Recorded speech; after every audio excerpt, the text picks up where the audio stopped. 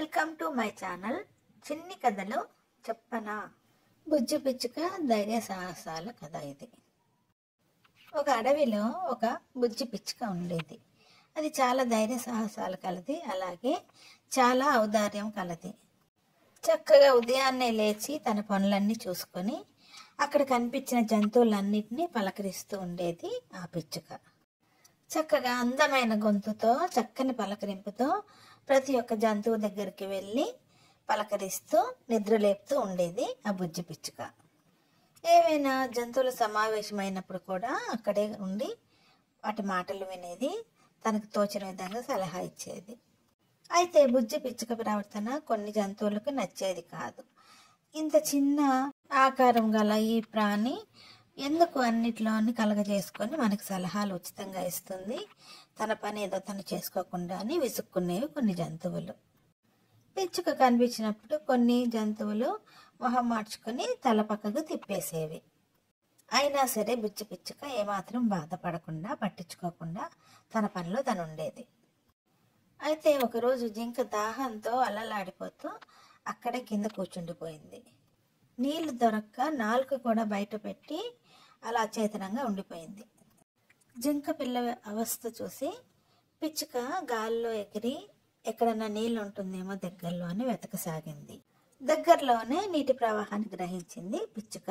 వెంటనే పిచ్చుక జింక పిల్ల దగ్గరకు వచ్చి మెల్లగా నడిచిరా నా వెంట అని చెప్పి దారి చూపిస్తూ నీటి ప్రవాహం దగ్గరికి తీసుకొచ్చింది. జింక పిల్లకి ప్రాణం లేచొచ్చినట్టు అనిపించింది. ఆనందంగా కడుపు నిండా నీళ్లు తాగింది. అక్కడే గెంతులేసింది. పిచ్చుకకి కృతజ్ఞతలు చెప్పింది. మరొక రోజు పిచ్చుక ఆహారం కోసం వెళ్తుండగా పదుల్లో చిక్కుకున్న కుందేలు పిల్లను చూసింది. కుందేలు చిన్న చిన్న కొమ్మల్లో ఇరుక్కొని బయటకు రాలేక అవస్థపడడం చూసింది బుజ్జి పిచ్చుక. పిచ్చుక తన ముక్కుతో చిన్న కొమ్మల్ని మెల్లమెల్లగా ఒక్కొక్కటిగా పక్కకి లాగసాగింది. మెల్లగా దారి చేసి కుందేలు బయటకు రావడానికి సహాయం చేసింది బుజ్జి పిచ్చుక. మొత్తానికి కొమ్మల మధ్య నుంచి మెల్లగా దారి చేసుకుంటూ కుందేలు బయటకు వచ్చింది. పిచ్చుక సహాయంతో ప్రాణాలతో బయటపడింది కుందేలు పిల్ల. పిచ్చుక చేసిన ఈ సహాయానికి కుందేలు పిల్ల కృతజ్ఞతలు చెప్పి తన నేస్తంగా ఉండమని కోరింది బుజ్జి పిచ్చుకమ్మని. అప్పటి నుంచి అవి రెండు మంచి స్నేహితులయ్యాయి.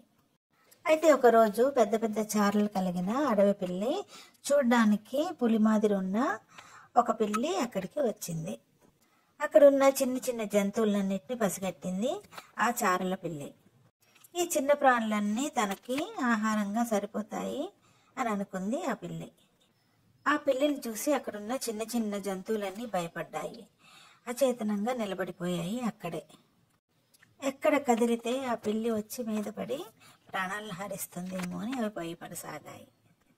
అంతలో ఈ బుజ్జి పిచ్చుక అక్కడ పిల్లిని చూసింది. అలాగే కదలకుండా నిలబడి ఉన్న చిన్న చిన్న జంతువులను కూడా చూసింది ఆ బుజ్జి పిచ్చుక. వెంటనే బుజ్జి పిచ్చుకకి ఒక ఆలోచన వచ్చింది. అనుకున్నదే తడవుగా బుజ్జి పిచ్చుక ఆ పిల్లి మీదకి వెళ్ళి దాని మొహం మీద ఎగరసాగింది. పిల్లి మొహానికి దగ్గరగా పిచ్చుక వచ్చి దాన్ని విసిగించసాగింది. పిల్లి కోపంతో జంతువులను వదిలి పిచ్చుక వెంట పడింది. పిచ్చుక గాల్లో ఎగురుతూ అడవి దాటి బయటకు వెళ్ళింది. చారల పిల్లి కూడా అడవి దాటి బయటకు వచ్చేసింది. తర్వాత అర్థం చేసుకుంది పిచ్చుక తనని తప్పుదవ పట్టించి దారి మళ్లించిందని, జంతువులను రక్షించిందని గ్రహించింది ఆ చారల పిల్లి. బుజ్జి పిచ్చుక మళ్ళీ ఎగురుకుంటూ అడవికి వచ్చి తన గమ్యస్థానానికి చేరుకుంది. అక్కడున్న చిన్న చిన్న జంతువులన్నీ తమ ప్రాణాలను రక్షించిన పిచ్చుకకి కృతజ్ఞతలు చెప్పాయి. ఇన్నాళ్ళు తనని అపార్థం చేసుకున్నామని ఎంతో పశ్చాత్తాపడ్డాయి. ఇంత మంచి మనసున్న, ఇతరులకు సహాయం చేస్తున్న పిచ్చుకని అర్థం చేసుకోలేకపోయినందుకు అన్ని జంతువులు బాధపడ్డాయి. ఇక నుంచైనా పిచ్చుకతో స్నేహంగా ఉండి పిచ్చుకకి కూడా ఎప్పుడన్నా అవసరం వచ్చినప్పుడు తమ వంతు సాయం చేయాలని అన్ని నిర్ణయించుకున్నాయి. ఆనందంగా గంతులు వేశాయి. అందరూ కలిసిమెలిసి ఉండాలని ప్రమాణాలు చేసుకున్నాయి అన్ని. ఇలాంటి మరిన్ని చిన్ని కథల కోసం do like, share and subscribe my channel చిన్ని కథలు చెప్పనా.